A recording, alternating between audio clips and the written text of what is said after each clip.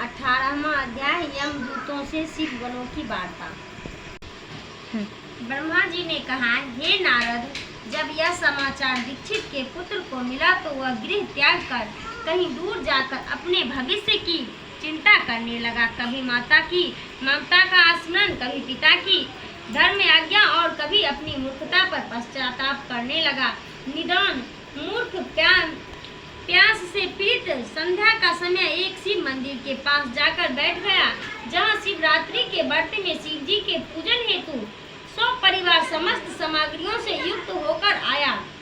तब वह सब प्रकार की शिव की पूजा कर चुके और घर से लाए हुए पकवान आदि उन पर चढ़ा चुके। तब भूख से पीड़ित यज्ञदत्त का पुत्र उसे कैसे ग्रहण करे, इसके लिए वह मंदिर की आड़ में छिपकर सब देवताओं देखता रहा। जब वे लोग पकवान आदि चढ़ाकर किंचित विश्राम करने लगे तो उनकी आंखों में झपकी आते देख यज्ञदत्त का पुत्र धीरे से उठकर मंदिर में प्रवेश कर गया और जो कुछ भोग चढ़ा था वह सब लेकर चंपत हो गया। किंतु उसी क्षण उसके पैर की धमधमाहट सुनकर वे सोए हुए लोग जाग उठे और चिल्लाते तथा दौड़ते हुए उसका पीछा किया। नगर के लोगों ने भी उसे खदेड़ा और नगर के रक्षकों ने तो उस भागते हुए को ऐसा मारा कि वह क्षण भर में ही अंधा हो गया। अभी तक उसने उस नैवेद्य को खाया भी नहीं था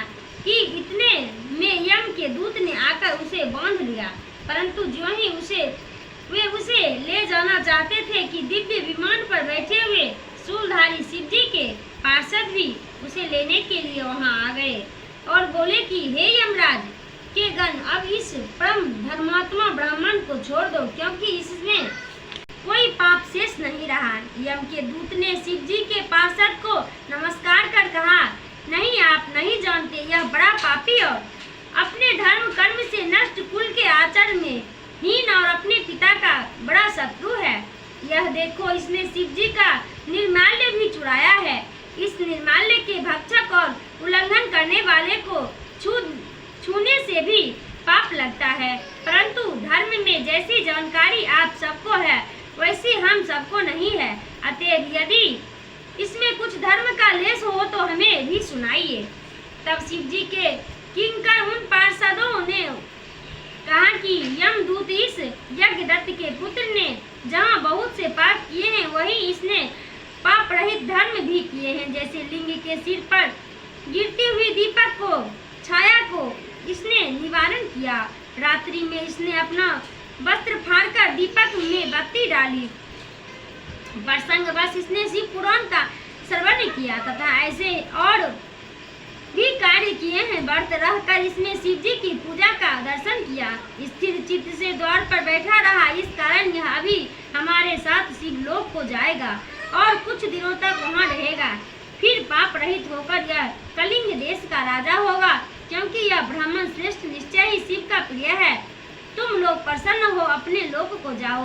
ब्रह्मा जी कहते हैं कि यह सुनकर यम के दूत जहाँ से आए थे वहीं अपने लोक को चले गए। सब समाचार यमदेव से कहा। यमराज ने भी हर्ष से उनकी बात स्वीकार की। फिर तो उन यमदूत से छुड़ाया गया वह ब्राह्मण शिव गणों द्वारा शिवलोक को गया।